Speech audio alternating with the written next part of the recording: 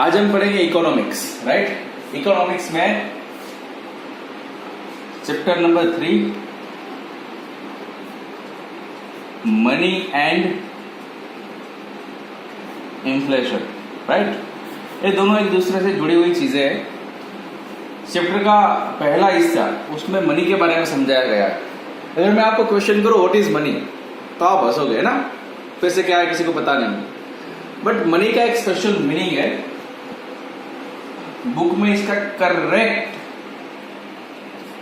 समझने के लिए मीनिंग बताया है कि लोगों की सेटिस्फेक्शन मनी पूरी करते हैं। लोगों की जितनी भी नीड्स है उसे कौन सेटिस्फाई करता है?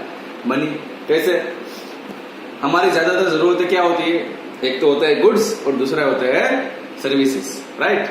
तो ये गुड्स और सर्विसेज के लिए हमें पैसे देने पड़ते हैं, और पैसे दोगे तो हमें गुड्स और सर्विस मिलेगी और हमारी नीड सेटिस्फाई होगी, राइट। तो इस तरह से मनी क्या है? Money is the medium to satisfy needs of every people, right.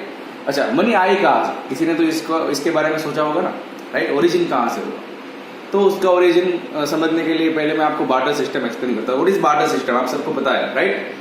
Exchange of goods with another goods, उसे क्या बोलते हैं? Barter system, right. But barter system एक परफेक्ट सिस्टम नहीं था, right. Perfect medium of exchange barter system था नहीं। क्यों? क्योंकि उसकी कुछ लिमिटेशंस थी। तो आज का क्वेश्चन है लिमिटेशंस ऑफ बार्टर सिस्टम। तो बार्टर सिस्टम की 3 लिमिटेशंस दी गई है, राइट। लिमिटेशंस नंबर 1, पहली लिमिटेशन दी गई issue of mutual adjustment of bonds, right. मैं लिखता हूं यहां पे issue of mutual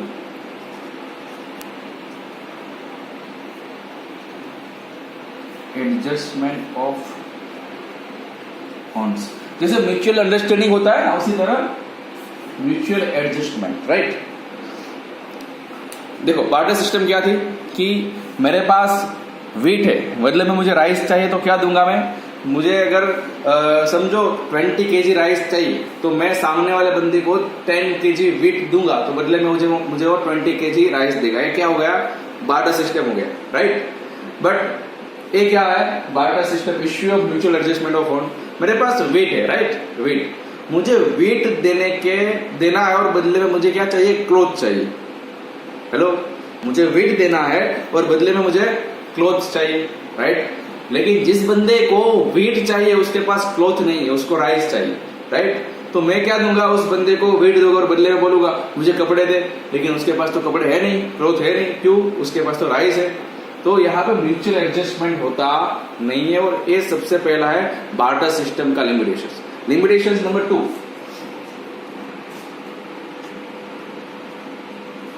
difficulty in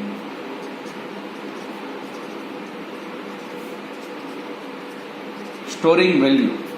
अच्छा, मुझे बताओ कि आप सबके कितने खुद के मकान है, राइट। किसी का आंसर होगा 1, किसी का आंसर होगा 2, राइट। आपके पास कितने गोल्ड ऑर्नामेंट है? तो आप सबके पास आंसर होगा ही, राइट। ये क्या है वो बाद में समझाता हूं, उससे पहले आप समझो। से फॉर एग्जाम्पल पुराने जमाने जब बार्टर सिस्टम चल रहा था उसकी मैं बात कर रहा हूं। तो उस जमाने में मेरे पास मैं बहुत अमीर था, आई एम रिच, राइट।